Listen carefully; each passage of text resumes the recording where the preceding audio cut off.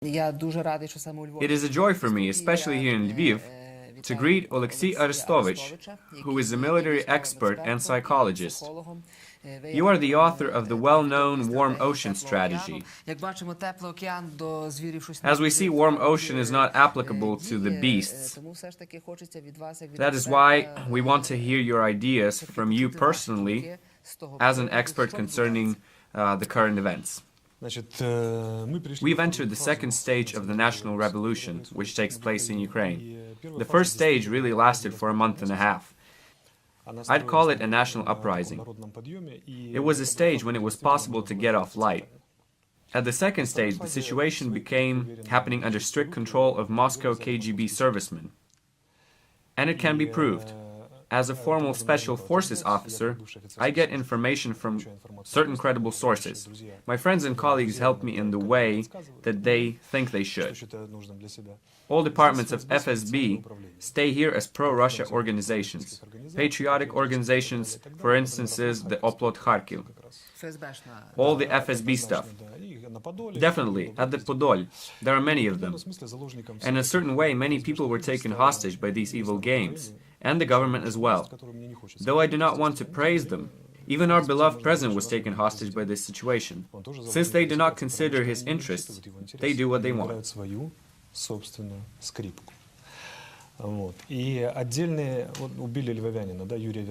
Verbytskyi from Lviv was killed.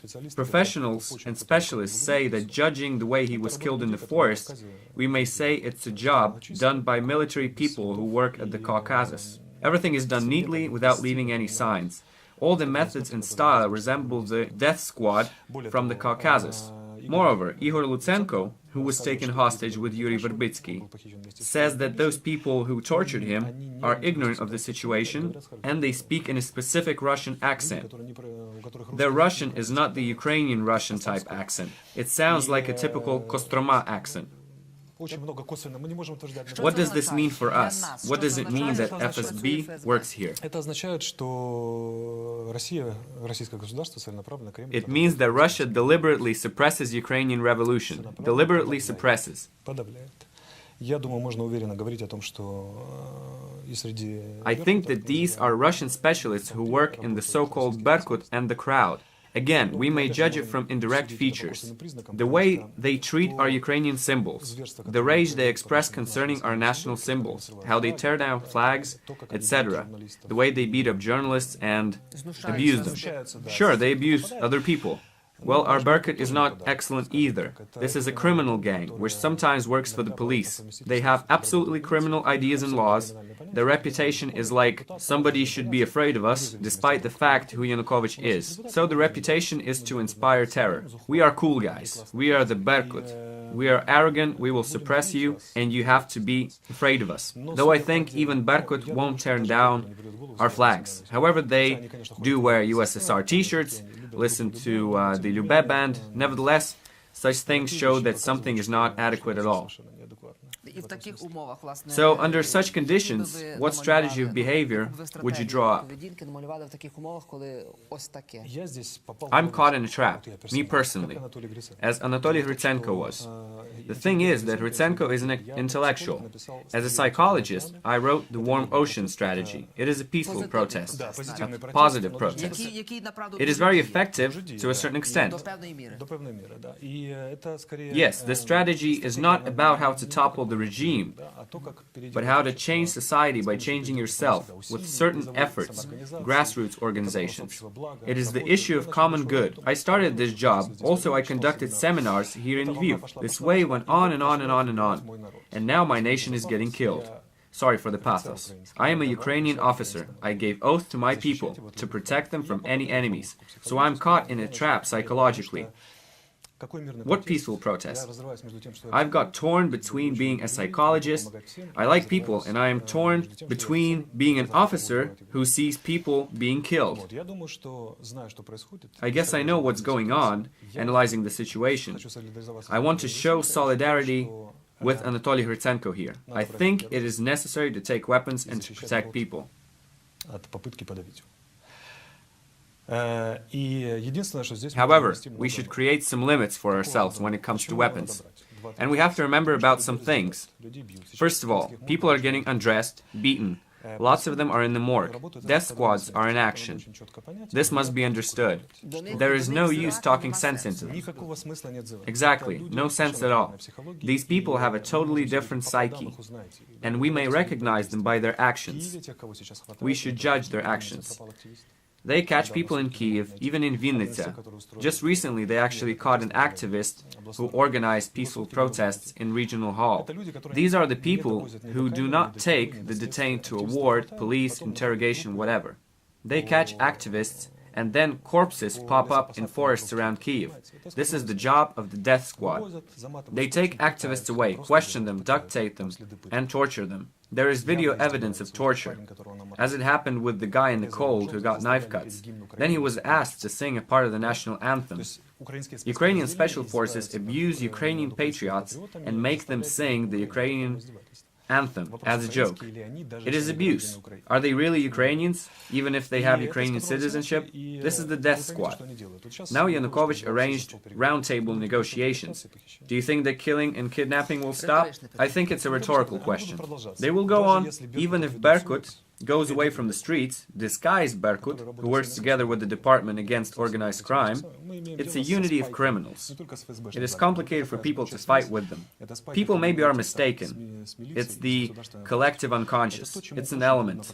Yesterday, 7 people were killed. Today we have negotiations. And people just, start to breathe out easily. Let's calm down. Don't make protests. No weapons. It's extremism and so on. And at the same time, new activists are disappearing. Just recently, Automaidan leader was beaten up. Women were beaten up. 15 people disappeared. Nobody knows where they are.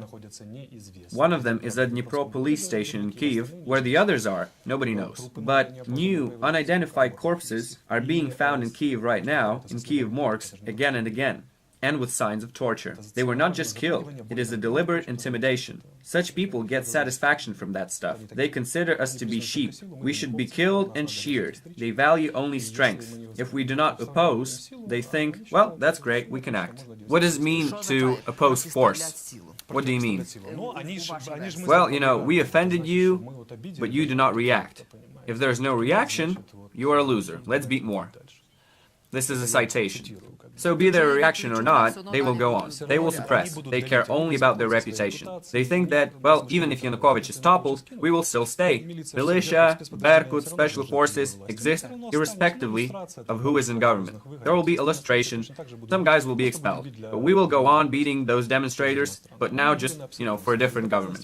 They are sure they won't be punished. However, today, the Kiev and Berkut took their wives and children away from Kiev. It is clear that they were informed and maybe threatened. They go on posting their pictures and videos in the internet about how they abuse the demonstrators, and they don't care at all. They post on social networks. It's a joke for them. Sure, it's a joke for them. I think even the Nazis couldn't allow themselves to do such things. However, there are some positive aspects about this. The first one is negative. We won't ever reach agreement with them. Never. This illusion should vanish. No peaceful negotiations will ever stop this gang. They will go on beating, killing activists. They will do it being disguised in civil clothes because they turned on this mechanism and they do not want to stop it. They felt power. They smelt blood. They want to suppress and say, we are the bosses here. Irrespectively who is in government and who is the president. It is our power. We rule these people.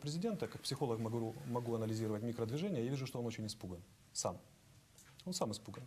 И я так понимаю, что мы можем в каком-то смысле ставить вопрос о том, что эти товарищи не подчиняются никакой власти, они действуют самостоятельно. Вот эти охоты на активистов антимайдана, я сомневаюсь, что... They do it arbitrarily. Yeah, sure. They follow social networks. They decide in advance what to do. The injured are taken to the hospitals, and they come in and steal these people from hospitals. They use the chance when most people are at the Maidan, and then they abuse the injured. That is the worst and lowest thing, in my opinion. It's awful. You have to be a monster. It's a beastly thing. It's unbelievably cruel. They abuse the injured, beat them up, take them to the police. The laws of January 16 are adopted, which means that everyone of us is to blame. Thus, there is no way out. We have to win. Otherwise, everybody will go through the same things. Nobody will even be taken to prison, but will be left dying in the forest. So, what is to be done? Well, now, when the housewives go and grab their chests and start drinking sedatives, exclaiming, "Oh gee, this means thousands of deaths," I'm hurrying to explain. Relax. Nothing like this will happen. Now I'm going to talk like a military expert. Firstly, our shot is always the second shot. We don't shoot first, we shoot back. It doesn't mean that the escalade or gunfire will break out immediately. Weapons don't always mean murder. Weapon is a very strong argument. To storm Maidan, when there are at least 100 of ex-army officers and veterans of Afghan war there, is, a bit difficult now. How has Berkut stormed Maidan recently? They simply opened fire from pump-action guns on the people. And now imagine if a cautionary blast were shot over the head or under the legs from the crowd. Who will attack in this case? These military groups consist of just about 8,000 soldiers, concentrated mostly in the center. No more than. No more than. They are always in the center, there is no place to go. And also about 20-30 groups of mobile killing squads. Titushki are not a serious argument. They were caught, their asses kicked, and they were sent home. And do you think even the precautionary blast from the crowd may scare them off? Of course. Show me which fool will go directly at shots. Demonstrators may shoot into the air. It doesn't mean the escalation of violence. Now a second moment. Suppose they don't calm down and carry on storming Maidan and kidnapping activists. We must activate security systems of protesters.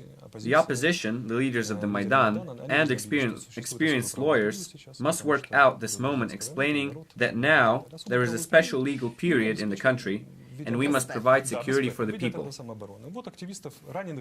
Injured activists must be accompanied by people with guns to the hospitals.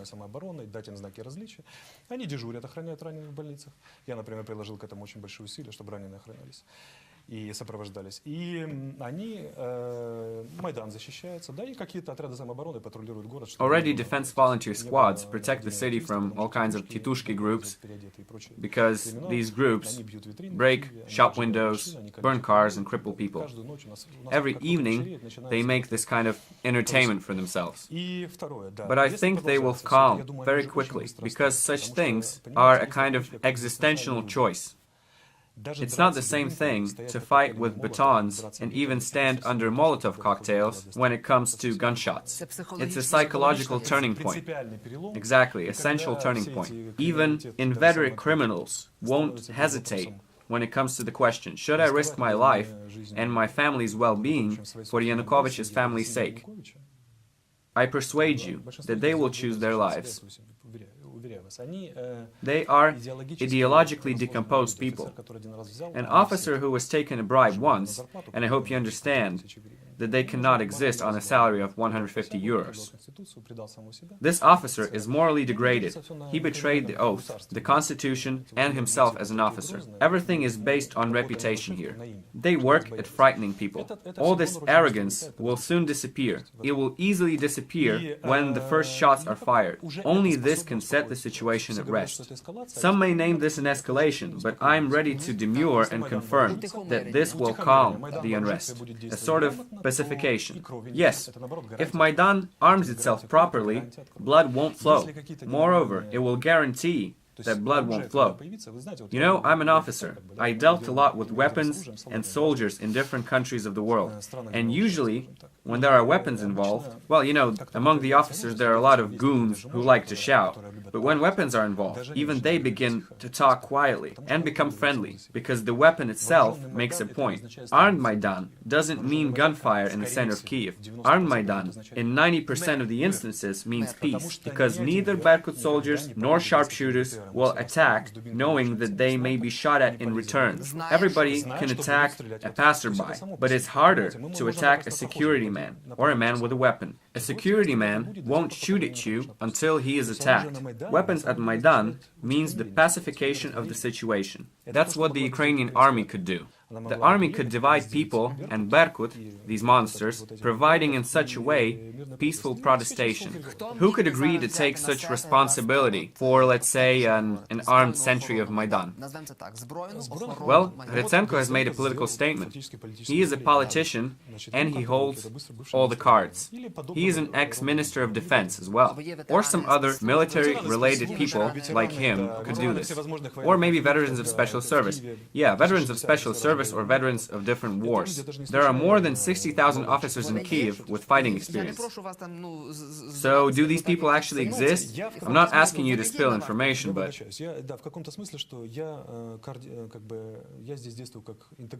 Well, I'm an integrator here. I communicate with different forces, being also interested in this situation as a psychologist. I know people from the right and the left sectors, and my work involves avoiding bloodshed. Of course these people exist, but you should understand that it is a situational protest. It's a so-called chapter. There are no sponsors, and the US State Department doesn't finance anybody. People act spontaneously here, and in such a situation it's very difficult to create an integrated staff and a leader. Why things are moving at Hrushevskoye Street? Because Berkut is being held as far as possible from Maidan in order to prevent storming. Even the right sector, before my own eyes, protected the Maidan with shields and by cars of other people.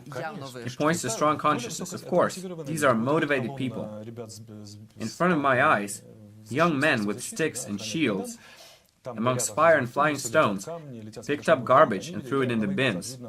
They also protected private cars from stones. Do you know the most popular saying at Hrushevskoye Street? It's "excuse me." When the person wants to go to the first row, he begs your pardon and then moves on. There's even a kind of joke in Kiev that when a man with a bat in camouflage enters the cafe, you may be sure that it is a university-educated man with the knowledge of foreign languages. Such people defend Maidan. And I think that Lutsenko is right here. We should arm ourselves. Armament, I repeat, doesn't mean escalation. It means the arrangement of conflict. It is the possibility to solve a problem politically, not by force. I don't think that Lutsenko would make empty statements. I'm sure he has guarantees. He is a military man. He knows that firstly the situation must be prepared and then declared. And I think some kind of self-organization already exists. You know, I'm in Western Ukraine right now. I'm a guest here, and I know very brief information about Kiev. I'll be there tomorrow, and I'll inform you more over the telephone. Yes, thank you very much. We'll transmit this for a wider audience, and now I would like to show, you know, for some people this might be ugly, for some hilarious. Well, there's a video.